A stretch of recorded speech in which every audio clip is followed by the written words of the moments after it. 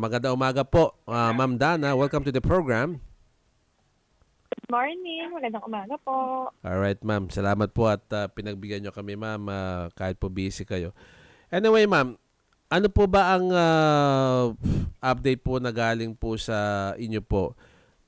Ukol po dito sa pagkakilanlan nitong mga nahuling di umano ay mga espiya mula po sa China. Ma'am Dana. Yes, nung nakuha po natin yung information about dito sa mga naaresto, bale, 6 po ito lahat. May isang nauna, tapos may group of 3 and may group of 2 na mga naaresto po ng NBI sa tulong po ng AFP. Nakita po natin na mukhang nakapag-embed na po itong mga ito dito sa Pilipinas because some of them have been here for decades. One, meron po as early as 2002. Meron pong mga long-term visas and meron po sa kanila na mga nakapag-asawa na po ng Pilipino. So ito po, posibleng ginagamit ng mga ito bilang front sa kanila po mga illegal activities. Alright.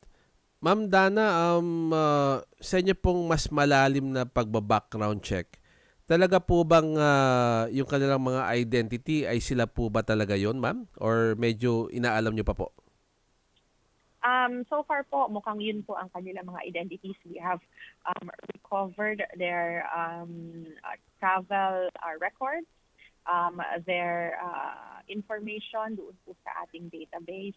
And isinumiti po natin yan sa appropriate agencies para makatulong po doon sa investigation, doon sa mga activities nila dito at mga posibleng links nila sa ibang mga tao na maaaring tumulong or kumupok sa kanila or kanilang kakuntsaba doon po sa alleged pag-iispiya sa ating mga secure areas.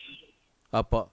Ma'am Dana, yung kanila pong mga travel history, ito specific po, ma'am.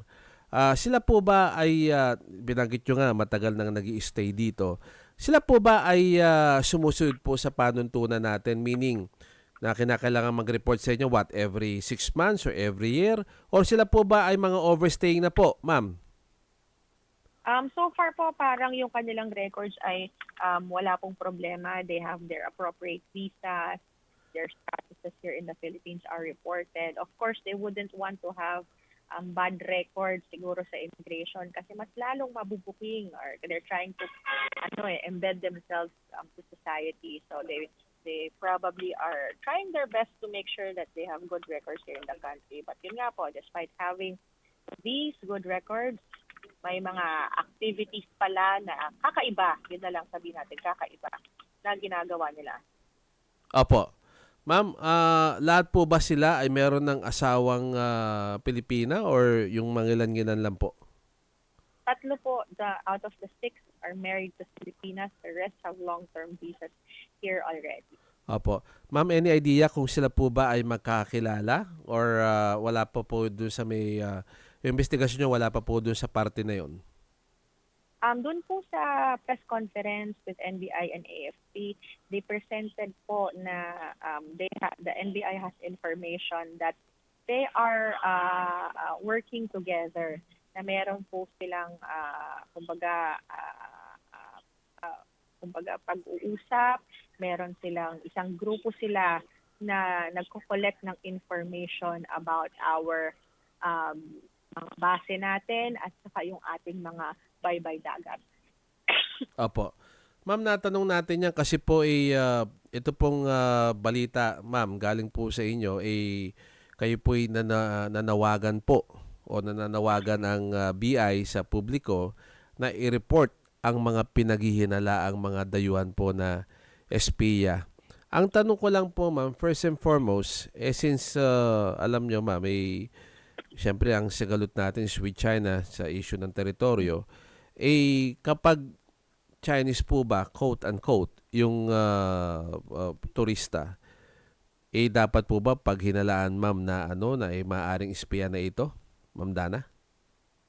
Well, masasabi po natin that we are not targeting, the government is not targeting them because they are Chinese.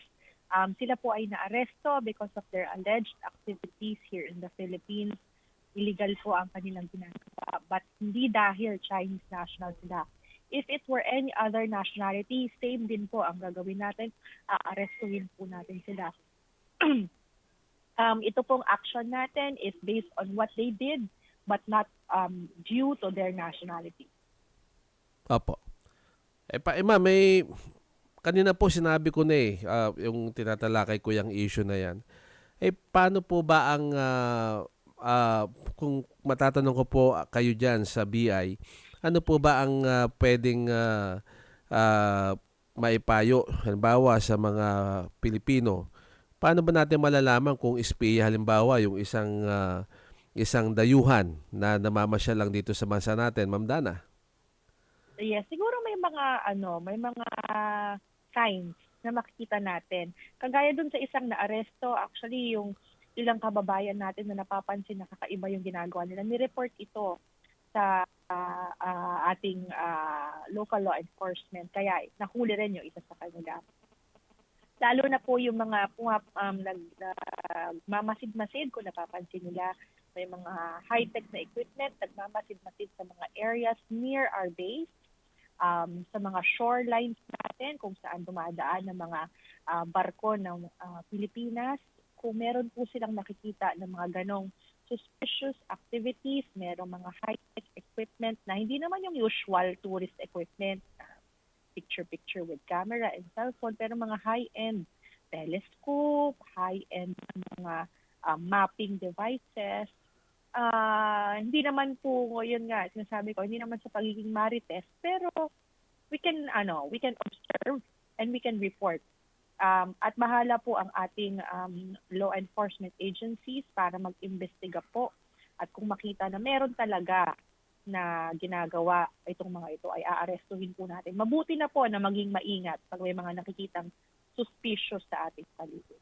Tama po yan, ma'am. Pero ma'am, no, to be specific siguro, dapat i-direct natin yung statement ng BI dito sa mga Pilipino po na kumbaga pagbabayaran ba, katulad ng mga nahuling kasama niyan, ma'am, sila siguro dapat ipanawagan natin yung pagiging makabayan, ma'am, no? Dapat i-report nila kapag sila kinukuntsaba na, Ma'am Dana.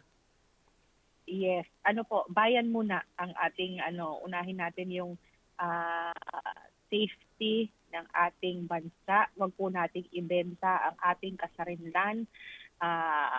Siguraduhin po natin na i-report natin. At saka as a warning na rin siguro, sir, yung mga Pilipino or kahit ibang nationality na malalaman ng ating law enforcement na nagkukup-kup or tumutulong sa mga ganyan po, espiya, may mga espionage activities ng mga foreign nationals, can be liable for violation of the Philippine Immigration Act of 1940 for harboring illegal aliens. May kulong po yan.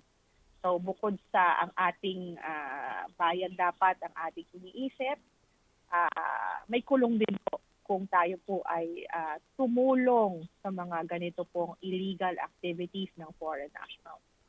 Opo, mabuti ma'am, nilinaw mo yan. Akala nila wala pong karampatan na parusa yan. Yung ibang, kumbaga ma'am, may masisilaw po sa pera. Ang tanong ko lang po ma'am, isa pang tanong.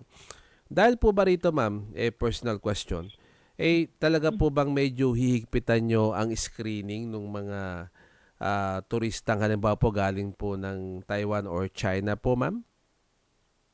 We don't want to say naman po that we are targeting specific nationality from wherever. But siguro we work on intelligent information that we receive. We work on patterns that we have been seeing.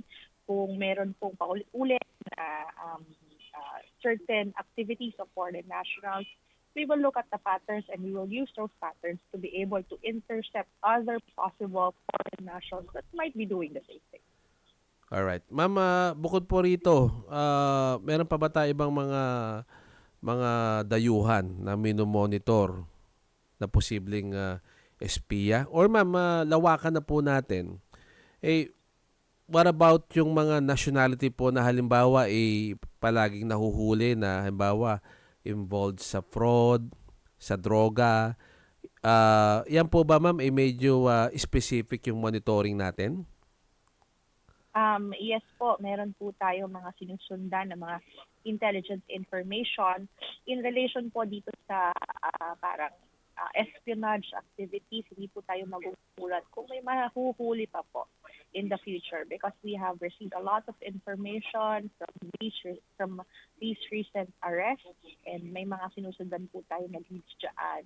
Bukod po dyan, marami pa po tayong ibang modus na sinusundan at kumukuha po tayo ng information. So tuloy-tuloy po ang trabaho ng immigration dito. Ang maganda po nito sa Patrick is hindi na lang immigration ang mag-isang nagtatrabaho. But marami po tayong mga ahensya ng gobyerno na very active in terms of locating and arresting foreign nationals that might be a problem, that might pose a problem for national security.